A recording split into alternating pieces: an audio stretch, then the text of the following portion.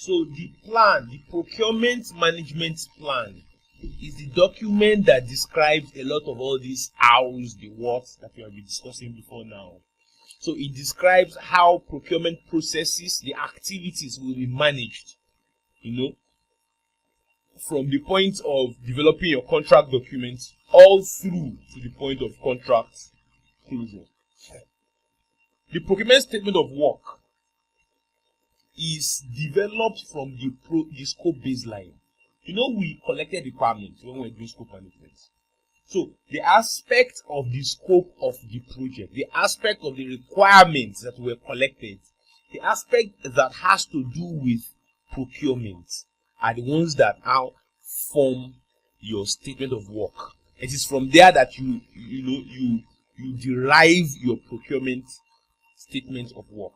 So this defines only that portion of the project scope that is to be included in the related contract. So for every form of contract you are entering into, there will be a statement of work based on, or that is, picking from the necessary requirements that are relevant, requirements collected from stakeholders that are relevant to that contract. So for every contract, you write a procurement statement of work for it, and then you ensure it is executed well. Okay, so your statement of work is a narrative description of products or services to be supplied under the contract. It provides the basis of agreement between the buyer and the supplier. Then, sufficient detail.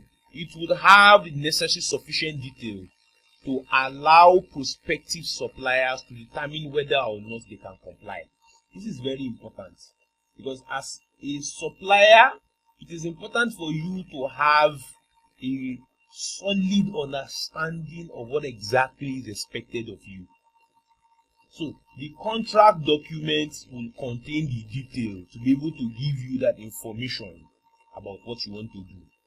So of course, it contains sufficient latitude for creative solutions only if appropriate. Each procurement requires a separate statement of work. That's an important point I mentioned earlier. Every contract you are entering into should have its own statement of work. Just like every project that an organization will be going into would have its own charter, and the charter will have its own statement of work.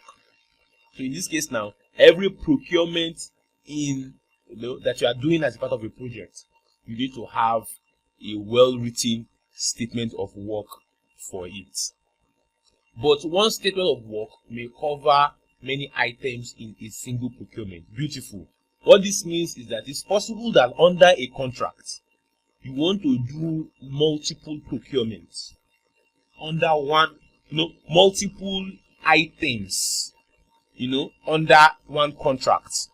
So in a procurement contract, you could have different items you want to do, you want to procure. One statement of work, document can cover all of them. So it's not necessary that if you want to procure, like for example, you want to procure 5 things from a single vendor, you might not necessarily have to write one statement of work for all of them individually. What you can just do is you can write one statement of work that now contains all the information about all what you want to procure. So that's that. It may be revised as the procurement progresses. Yes, a lot of these things are also subject to change. Of course, when all the parties are involved, they need to be informed and carried along. There could be reasons for a procurement requirement to be changed. Maybe after that has been signed, all parties come together to modify the contract to be able to take care of some new occurrences. Your procurement statement of work should be clear, should be concise, and unambiguous. It's very important. We discussed a lot of these matters when we're talking about collecting requirements and how to collect requirements and what kind of requirements should be collected. You should ensure that what you are collecting is unambiguous. You should ensure that your acceptance criteria should be clear. Your specifications should be clear, such that at the point in which you are trying to do monitoring and controlling, you have some clear metrics to benchmark against. You have some clear descriptions that can be quantitatively appraised, and then this may be developed by the project team or supporting offices, or even by the seller, depending on the policy and the ability. Your best defense against procurement scope creep is your statement of work. Beautiful.